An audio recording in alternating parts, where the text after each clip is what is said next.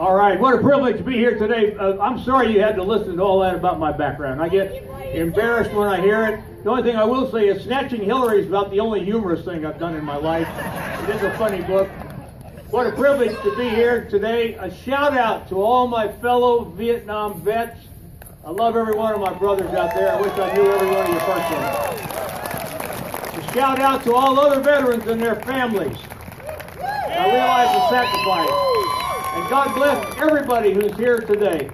I'm a combat veteran, as many of you are, and you know, one thing about combat is you tend to know that it's going to end at some point. I remember a 4-day battle up along the DMZ as a Marine when I was a young lieutenant, and 4 days, you know, the first day you start fighting and you think, well, maybe this is going to end in a little while, and it doesn't, and then there's a little bit of a lull and you think, well, maybe that's the end, it's going to end now, and then it starts up again. 4 days, maybe the 4 longest days of my life. And the battle finally did end. We lost a lot of wonderful Marines and some exceptional corpsmen. A number of aircraft shot down that day, but that battle ended. But let me tell you, ladies and gentlemen and friends out here, the battle we are in right now is not going to end anytime soon. We are in the battle of our lives.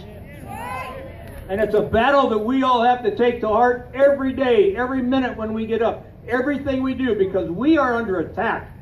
We're under attack not only from that fellow veteran here in this town, and I respect him for his service, but not for what he's done. We're under attack from the left. We're under attack from the mainstream media. We're under attack with groups like this veteran got to support him. $500,000, I understand, is what this town had to pay in legal fees because this one guy decided he didn't like God in his life. You know, most people don't know that where we are here in North Carolina, just to the east of us at Guilford Courthouse, actually one of the biggest battles of the Revolutionary War. And there are those who would say it was the defining battle. Because Cornwallis, although he won that battle, he was so badly beaten that he had to withdraw. And he made his way over to Yorktown, where he ended up being surrounded and surrendering.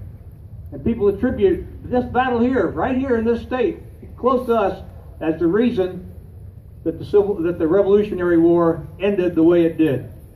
So we should all know about fighting. We ought to know a lot about fighting. We ought to know about getting up every day, not just having our coffee and going through our daily work activities. We have to be dealing with our members of Congress, with our elected representatives wherever. We have to be in the bush. We have to be careful. If we're not careful, somebody, just like the guy we have now, is going to be in the White House in the next term here. Unless we get out and get actively engaged each and every day.